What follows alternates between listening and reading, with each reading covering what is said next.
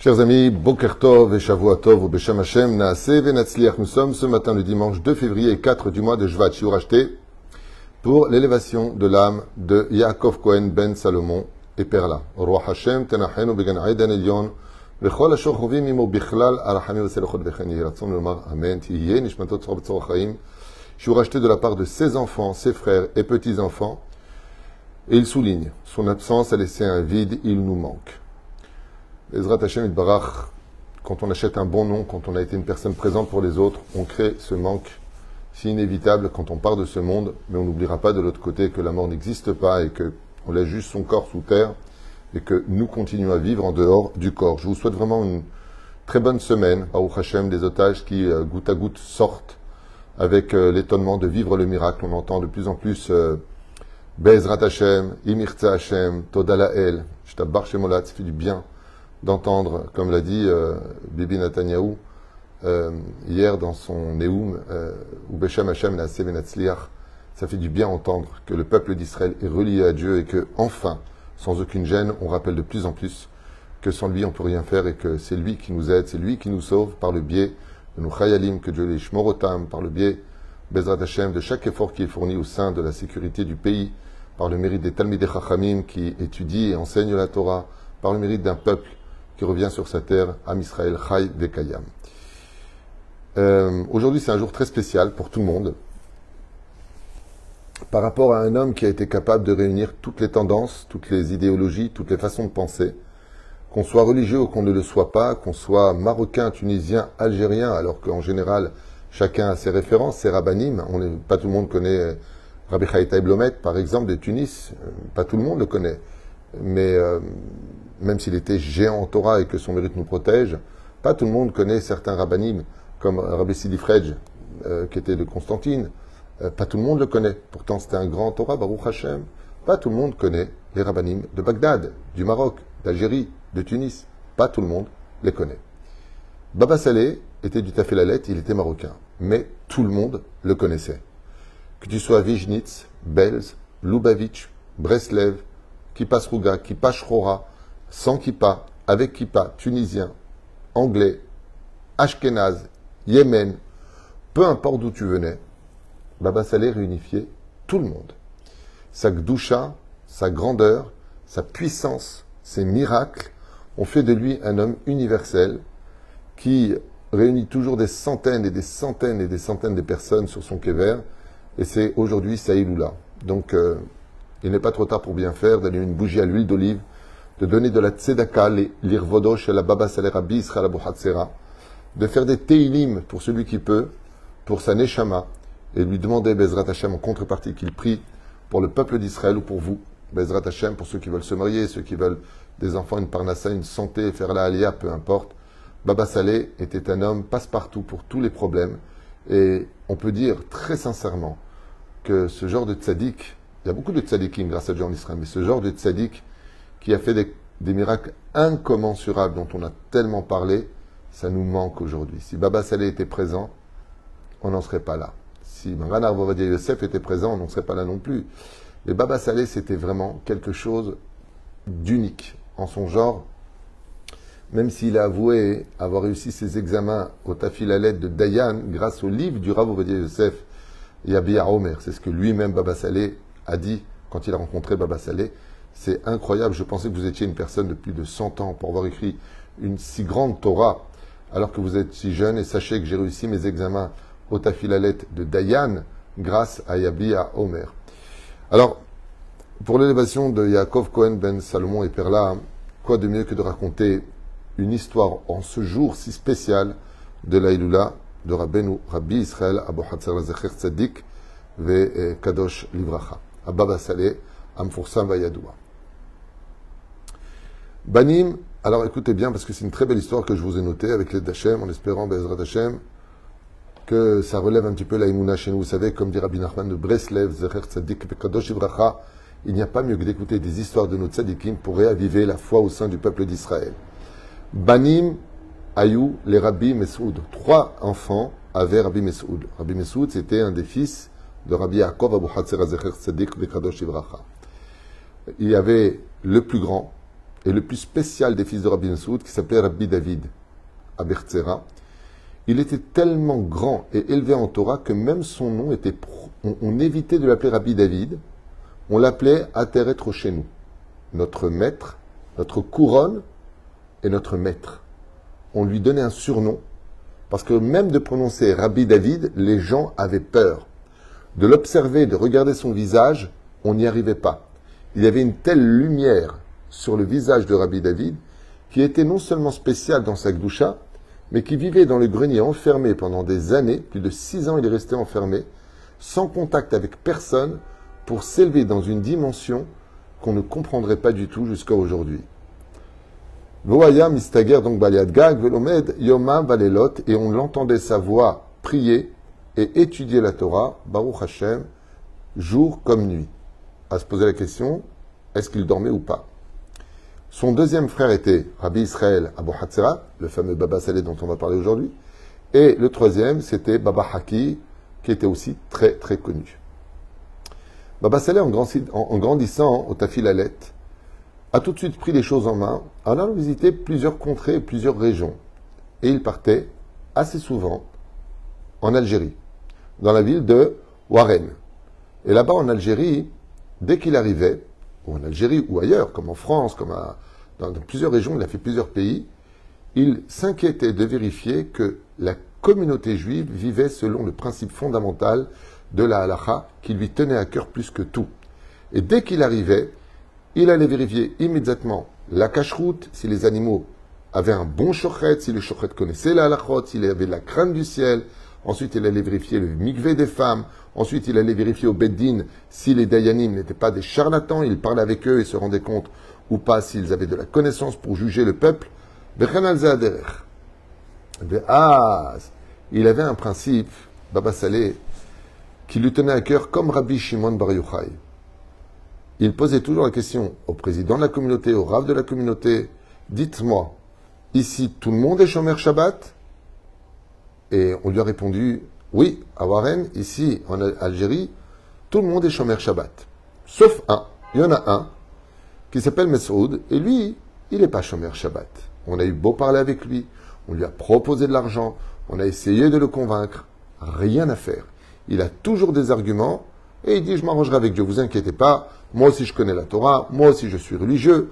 Et on a beau lui dire, mais il faut fermer le Shabbat, tu es le seul juif à Warren qui a ouvert le Shabbat. Et tu nous amènes quelque chose de mauvais, car quand tu ouvres le Shabbat, tu ouvres des dimensions, des mauvais décrets contre nous. Baba Saleh, quand il a entendu ça, il a dit, emmenez-moi vers cet homme. Et ils marchent de rue en rue, ils arrivent, et puis effectivement, il y a une belle boutique, on n'était pas encore Shabbat, il y a une belle boutique, et c'était un vendredi matin, et Baba Saleh avance vers cet homme, et dès que Messoud, il voit Baba Saleh, il se lève devant lui, il court lui embrasser les mains, à traître chez nous, Sidna Baba Saleh, Mashama Rav, quelle sroute, je vous en prie, on vous sert un thé, il a dit, je veux rien du tout. J'ai posé la question, est-ce que tout le monde observe Shabbat? Et on m'a dit que toi, tu ne faisais pas Shabbat. On m'a dit que toi, tu ouvrais, dit non, Chaz Shalom, moi, je ne fais pas Shabbat, comment? Bar Minna, Hashem Ishmo Verachem, bien sûr, je suis Shomer Shabbat. Seulement voilà, comme la boutique, j'ai des frais, j'ai des choses à payer, et c'est compliqué, j'ai F7 Meroubé, et donc dans la halakha, si on a F7 Meroubé, on peut mettre un non-juif qui va, il fait des tralouis, il va à droite, il va à gauche. Il se bat sur le Mordechai, et sur d'autres déotes.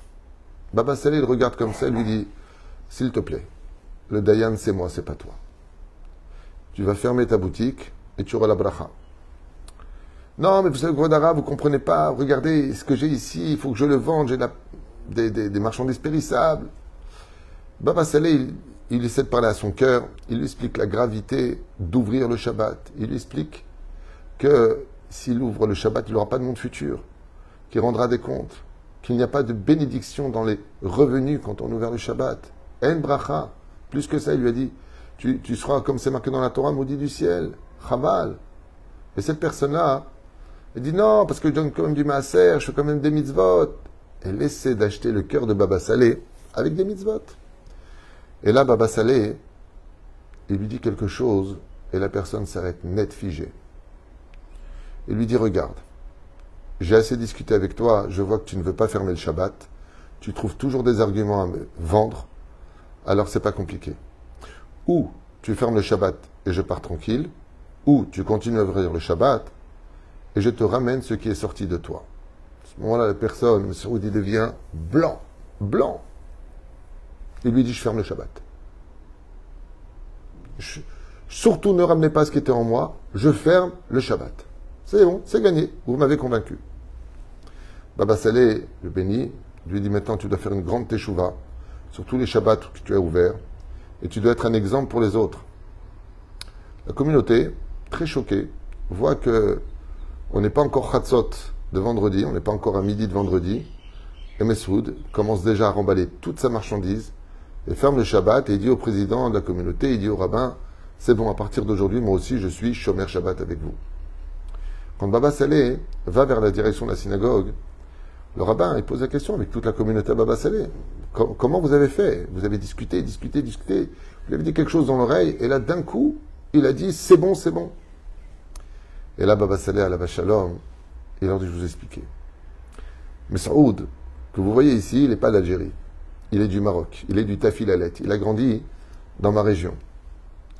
Et il y a très très longtemps de cela, alors que je n'avais que 27 ans, j'ai étudié la Torah. Et il y avait Baruch Hashem, mon grand frère, à Taret Rochino, Rabbi David, qui étudiait toujours sur le toit en haut. Et un jour, on vient taper à la porte, et les parents étaient désespérés. On m'amène une personne, un jeune homme, qui s'appelle Melsoud, un jeune de 16-17 ans, et il a perdu la tête.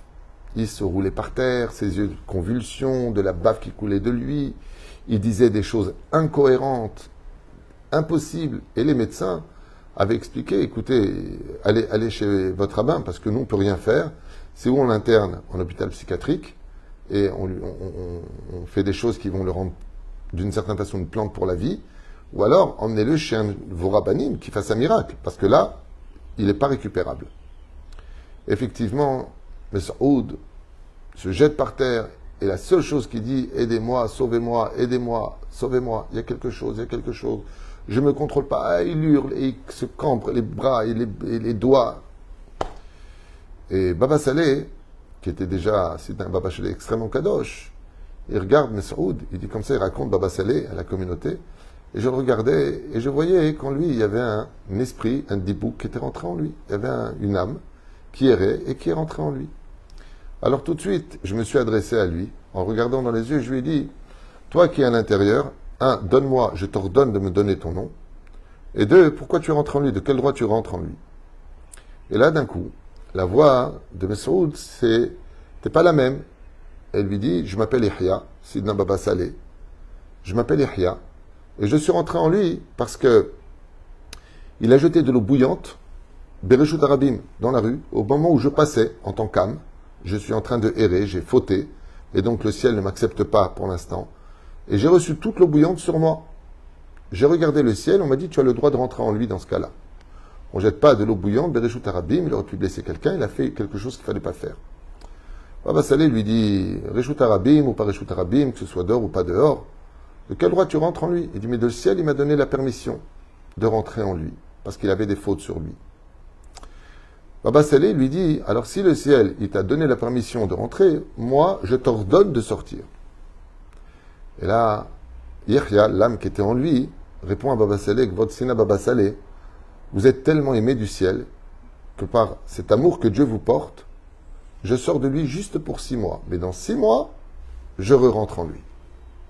Et Baba Saleh, il lui dit pas du tout, Yahya, tu vas non seulement sortir, mais je t'ordonne de sortir et de le laisser tranquille. À ce moment-là, Yahya, donc cet esprit, malheureusement, qui avait fauté, ce rachat qui était en lui, il dit, écoutez, Kvodarav, comme vous êtes de la famille d'Abu Hatzera, et la famille Abu Hatzera fait beaucoup de bruit dans le ciel, ils sont extrêmement respectés, en l'honneur de la famille Abu Hatzera, je vais sortir 1 an.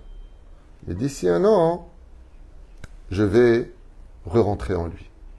Je préfère être en lui et pas prendre des coups dehors à cause du des anges qui me dirigent. Et là, Baba Saleh, il se met à réfléchir, il dit, bon, s'il me laisse 1 an, je peux déjà faire le tikkun de Messoud, qui fasse teshuva, Et en même temps, peut-être que je peux trouver une solution pour empêcher cet esprit de re-rentrer. Peut-être que je peux faire son tikkun à lui. Et entre-temps, Mesoud, qui était par terre, en train de se rouler de douleur, il fait tellement de bruit qu'à terre chez nous, Rabbi David Abu Hatzera descend. Il ouvre la porte et il dit, mais qu'est-ce que c'est ce bruit? Pourquoi vous m'empêchez de travailler Dieu dans la concentration, dans l'étude de la Torah? J'étais en train de chanter en l'honneur de Dieu et j'entends du bruit en bas. Pourquoi vous faites tellement de bruit? Et là, Baba Saleh, Alava Shalom, il se retourne vers son oncle et il lui dit, vers son frère, pardon, il lui dit, Rabbi David, voilà ce qui s'est passé. Mesoud, qui vit au Tafilalet, il a été empreint d'un esprit qui est rentré en lui, et ainsi de suite. Il lui raconte l'histoire. Ateret Roshin ou Rabbi David, Abu Hatzera, le grand frère de Baba Saleh, quand il voit ça, hein, il retourne avec son pied, Mesoud, et il le regarde droit dans les yeux et lui dit, je t'ordonne de sortir sans condition. Tu sors de ce corps sans aucune condition. Sinon, je t'envoie au Kafakela. Et là, d'un coup, au moment où Rabbi David, Abu Hatzera, le grand frère de Baba Saleh, dit ça, tout de suite, Mesoud s'évanouit. Il lui verse de l'eau, il lui donne un thé, il le réanime, et voilà qu'après avoir fait tout ça, il retrouve ses esprits. Il est même étonné en disant, mais qu'est-ce que je fais ici? Pourquoi je suis ici? On lui dit, parce que tu as été empreint pas d'un genou, d'un esprit qui a pris possession de toi, qui t'a fait faire des courts-circuits, comme des convulsions, et tu disais n'importe quoi, et tu bavais, tes yeux ils se retournaient. Donc Baruch Hashem, maintenant on t'a retourné. Et Baba Saleh, quand il finit l'histoire, ils disent qu'ils l'ont raccompagné, Mesoud, chez lui à la maison, et qu'aujourd'hui, c'est lui qui était en face. C'est ce fameux Mesoud qui avait ouvert le Shabbat. Alors je lui ai dit, si tu fermes pas le Shabbat, l'esprit qu'a fait sortir mon grand frère, l'esprit à qui on a ordonné de sortir, Chayecha, qu'on lui demande de reprendre possession de toi. Comme il avait beaucoup souffert quand il était en lui, maintenant, Bezrat Hashem, vous pouvez être certain qu'il sera Shomer Shabbat. L'histoire de Baba Saleh, ce sont des choses qui sont vraiment presque abracadabrantes pour nous. On parle de choses qui sont très spirituelles. Combien d'histoires, combien de récits. Je confirme et affirme qu'il est très important d'étudier la biographie de Baba Saleh. Elle aide énormément à avancer, énormément à comprendre que la Torah, c'est beaucoup d'avantages. Et surtout, je pense qu'un des plus grands messages de Baba Saleh, c'est d'avoir fait comprendre et réagir à l'humanité entière, parce qu'il n'y avait pas que des juifs qui venaient le voir, mais combien celui qui étudie la Torah peut trouver des solutions là où les plus grands scientifiques, les plus grands professeurs, les plus grands médecins, les plus grands, tout ce que vous voulez, n'ont pas de main prise. Là où il y a des gens qui servent Hachem, qui étudient la Torah, qui faisait Baba Saleh toute la journée, du matin au matin, il étudiait la Torah. Et non seulement jamais manqué de rien, celui qui bénissait de richesse était béni, celui comme cette personne qui avait malheureusement la maladie au foie, il était parti à l'hôpital Soroka, un Marocain de Netivot, le pauvre. Ils l'ont dit maximum entre 3 et 6 mois, la maladie elle est là, il n'y a plus rien à faire. Et elle est généralisée. Cette personne était venue voir Baba Saleh et il a pleuré, Baba Saleh il pleurait avec lui. Il lui a dit, regarde, je te promets une chose, toi tu ne mourras que le jour où je mourrai. 32 ans plus tard, Baba Saleh est mort. Cette personne qui vivait entre 3 et 6 mois, elle a vécu 32 ans. Pas vécu dans la douleur et la souffrance, elle a vécu en bonne santé. Et Baba Saleh, il lui a dit, bois de la mechia pure. Il lui a dit, mais je peux pas, l'estomac, je peux pas, je suis malade. Il lui a dit, bois. Chez Akol, ni Abidvaru. Trinque avec moi. Ils ont bu, Baruch Hashem, le Kachaya. Et beaucoup de gens à Netivot, où j'ai vécu 3 ans, m'ont raconté qu'ils connaissaient cet homme. J'ai eu tellement moi-même de témoignages quand j'ai vécu 3 ans là-bas. J'ai travaillé sur le kever de Baba Saleh, je vendais des tachmichés Gdusha pendant 7-8 mois là-bas. J'ai entendu tellement de témoignages que vraiment, tous ces tzadikim nous manquent tellement. Et qu'il est important pour nous d'en parler à nos enfants, d'en parler à nos petits-enfants, de ne pas rater l'Aïloula, de tous ces grands de la Torah qui éclairent jusqu'à aujourd'hui nos lumières et pour lesquels, quand on va encore sur la tombe de Baba Saleh, sur la tombe du Rahim Akadosh, sur la tombe de Rabbeinu, sur la tombe du Rabbi Lubavitch, sur la tombe de Maran Arav Yosef, Rav Shteman, Rav Kanevski, Kol Gdolé Israël, Rav Ben Sion Abba Shaul, Rabbi Yehuda Tzadka, combien de tzadikim nous avons d'aller à Prague sur le tombeau de Rabbi Eliezer Papo, du Maral de Prague, pardon aussi. Kol Kach Harbe Tzadikim, et c'est un honneur pour nous de savoir que notre Torah est beaucoup plus forte que de beaux enseignements qui sont là pour améliorer notre vie ou pour un mode de vie, pour se comporter comme un juif. La Torah, c'est ce qu'il y a au-dessus de la nature. Ça contrôle aussi bien le monde des vivants que le monde des morts. Les tzadikim ont une telle force que les horizons pour eux n'existent pas. Ils vont bien au-delà de tous les horizons pour apporter du réconfort et des solutions au sein du peuple d'Israël.